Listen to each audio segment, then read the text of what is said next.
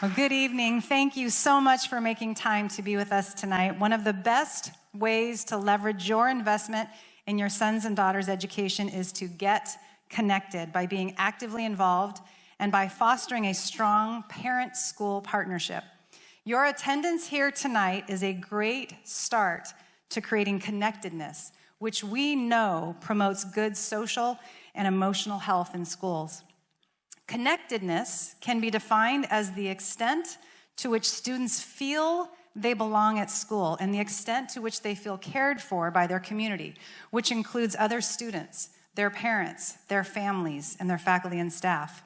School connectedness is positively associated with a number of benefits, including increased happiness, positive self-esteem, reduced loneliness, improved coping skills, lower emotional distress, and reduced suicide, to name a few. These are things we all want for our sons and daughters, and we believe that fostering a strong parent-school partnership is vital to achieve them. I think the word partnership is a great place for us to land for a moment. I realize the significant investment you make to send your sons and daughters to our school. Like any successful business partnership, we want to work together as equal partners, each providing necessary and valuable assets and contributions. We at Orange Lutheran, we provide outstanding professional Christian educators, quality curriculum and instruction, and top-of-the-line facilities and resources, and you provide the students and tuition dollars to fund their learning. Together, this partnership invests in the lives of your children and their future, as well as the future of our country and our world. What we're talking about here is transformational partnership rather than transactional consumerism, which is based on the premise of work for hire without consideration of the face attached to it. Instead, our transformational partnership has two faces attached to it: those of your sons and daughters, and those who dedicate their lives to teaching the next generation. We are very blessed to have the most outstanding faculty anywhere. They are professionally trained Christian educators who love high school students and the process of learning. Whereas the state of California is currently struggling with the teacher shortage, we are blessed to reap the benefits of raising up the next generation of Christian leaders, teachers, and church workers. A recent study revealed that in 2001, nearly 80,000 California graduates enrolled in teaching programs. But by 2012, just a little over a decade later, that number dropped to less than 20,000. Thankfully, there's no shortage of qualified applicants at Orange Lutheran. In fact, 1/3 of our current faculty and staff are alumni, and 26 of those 45 graduated after 2001. That speaks to the strength of our mission, vision, campus culture, and the personal investment we make in developing and fostering strong relationships with our students. After graduating from Orange Lutheran and college, they're choosing to enter the teaching ministry, and they're coming back to their Lancer home to make a difference as they teach your sons and daughters the value of solving problems and serving people as we change the world together. Rooted in our commitment to the health and well-being of all students, 4 years ago, we began our efforts to redefine the high school experience, to develop healthy, strong, caring people who understand that their identity is in Christ alone, and who are strengthened and prepared for a Christian life of purpose, service, and leadership in a global society. Because the culture of American education today has become so hyper-focused on building the perfect profile for college, most schools focus primarily on grades, test scores, and awards to the exclusion of people skills, values, and character, and the results have not been good. In fact, excessive achievement pressure to build that perfect profile has resulted in higher rates of stress, sleep deprivation, anxiety, and depression. And as students graduate from high school and college, we're seeing that they've learned how to do school well, but they're not necessarily prepared for life.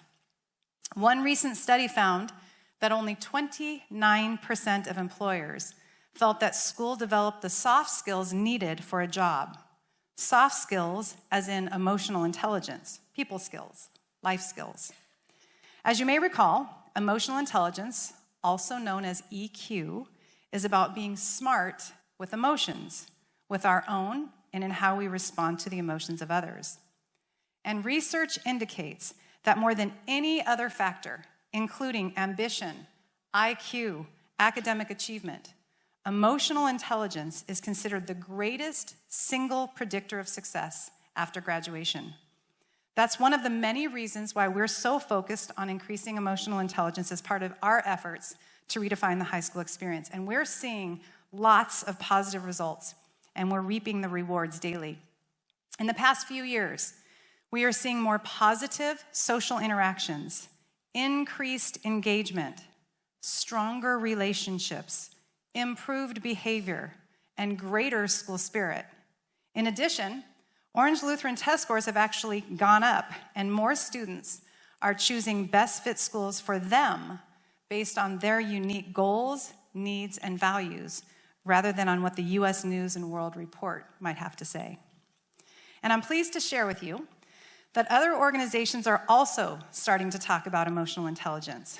This summer, it seems like everywhere I turned, there was more research or a new article on EQ, and not as it relates to schools per se, but to work and to life. For example, Forbes published an article on June 18th titled, "When It Comes to Success in Business, EQ Eats IQ for Breakfast."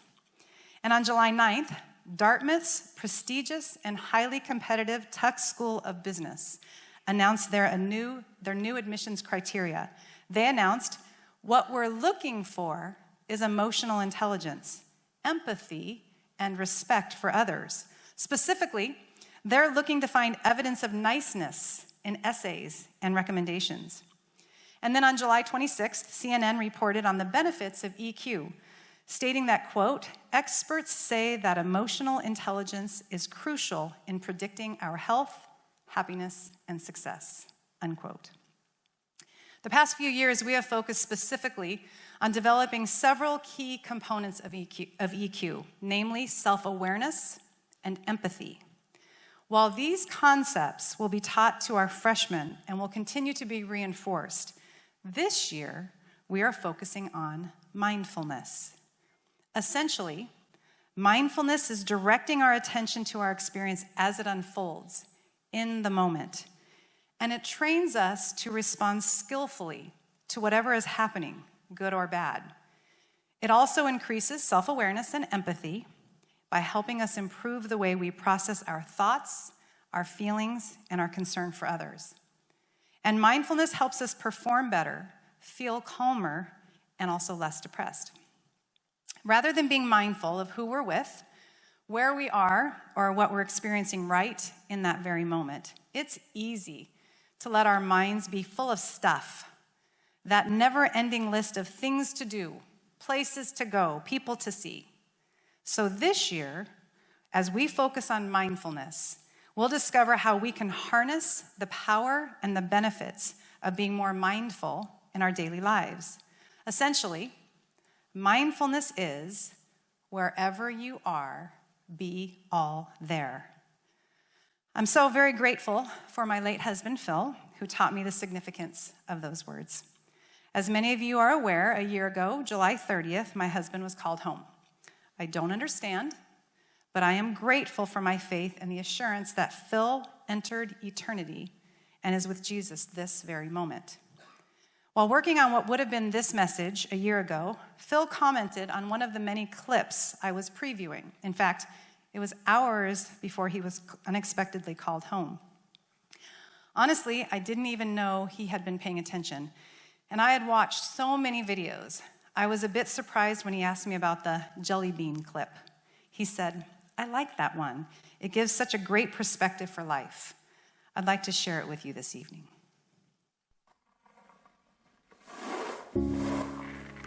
These are roughly 28,835 jelly beans. I counted out 500 of them and used those to weigh the rest. In this pile, there's one jelly bean for each day that the average American will live. You might have more beans in your life, or maybe less, but on average, this is the time we have. Here's a single bean. It's your very first day. A special day, but kind of a rough day on everyone involved. Add 364 more and you have the first year of your life.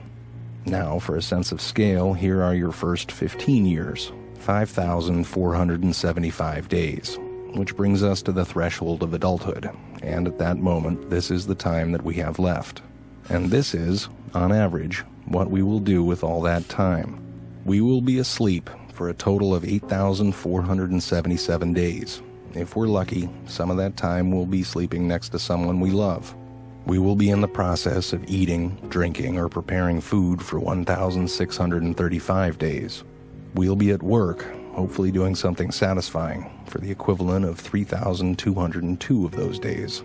1,099 days will be spent commuting or traveling from one place to another, maybe a little bit more if you live in LA. On average, we will watch television in one form or another for a total of 2,676 days. Household activities, like chores and tending to our pets and shopping, will take another 1,576 days. And we will care for the needs and well-being of others, our friends and family, for 564 days. We'll spend 671 days bathing, grooming, and doing all other bathroom-related activities, and another 720 days will go to community activities like religious and civic duties, charities, and taking classes. After we remove all those beans, this is what remains. This is the time that we have left. Time for laughing, swimming, making art, going on hikes, text messages, reading, checking Facebook, playing softball, maybe even teaching yourself how to play the guitar. So what are you going to do with this time? How much of it do you think you've already used up? If you only had half of it, what would you do differently? What about half of that? How much time have you already spent worrying instead of doing something that you love? What if you just had one more day? What are you going to do today?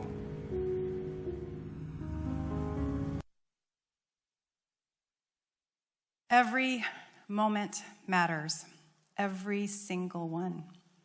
I've been on this earth for nearly 19,000 days now, and I've experienced how quickly life goes by and how life can change in the blink of an eye. We don't know how many jelly beans we have, but I can tell you that I don't want to miss the moments that can become those beautiful memories by being too busy or in too much of a rush. Wherever you are, be all there. Be fully present. Be in the moment. I think this picture captures that sentiment so beautifully. Look at the happy, satisfied, content expression on the face of the sweet, wise little old lady as she watches life unfold right before her eyes. She is fully present and experiencing life in the moment. I think she has it all figured out. Being distracted is easy enough with life, as busy as it is, but the grief fog I experienced last year made it just that much more challenging. I didn't realize how much time I spent walking around with my eyes to the ground until a good friend brought it to my attention. As I was getting ready to go for a run one day, he gently suggested, "Today, how about you look up so Phil can see your face? Look up." What great advice. He was so right. This is a picture of my typical vantage point on my run. Gosh, I knew just about every crack, rock, and bump on my standard 4-mile route. But that day, everything changed. As I walked outside, I forced myself to look up to Jesus, to heaven, so Phil could see my face. And suddenly, the world here on earth looked very different. This is a picture of what I saw that day. It seemed as if the fog began to lift and I began to see color again. In the sky, in the flowers, in the trees, it was all around me. It was life-giving for me, certainly a significant step in my healing process, but also an important illustration of mindfulness for all of us. We just need to look up. On the second day of school, I shared a similar message with our students and focused on how much time in their young lives is spent buried in smartphones, computer screens, iPads, video games, TVs. That's actually why this generation, Generation Z, is also known as screenagers. Excessive screen time not only affects our ability to be present and fully in the moment, but it adversely affects mental health and well-being too. Research is very clear that the more time we spend on our screens, and social media in particular, the less empathetic we become and the more lonely, unhappy, anxious, and depressed we become. We all know that there are a lot of great things about technology and social media. It can be a great and effective tool when it is used as a resource for learning or to connect people who are separated by time and distance. But it can also create a sense of artificial togetherness when it is allowed to interfere with the daily face-to-face interactions. Social media is pretty much designed to be all about, well, me. Like me, listen to me, hire me, watch me, show me, look at me, agree with me, accept me. And while social media allows us to share our stories, it can also provide an opportunity to create an illusion of a perfect life. No wonder so many teens report that they experience FOMO, or the fear of missing out, and that social media makes them feel worse about themselves and their own lives. Our lives are already so full, and when kids fill what little downtime they have with social media, they're crowding out the essential downtime needed to wonder, ponder, create, think, explore, rest. And as you might recall, the part of our brain where empathy develops requires downtime. So it's essential that they have space or margin in their lives.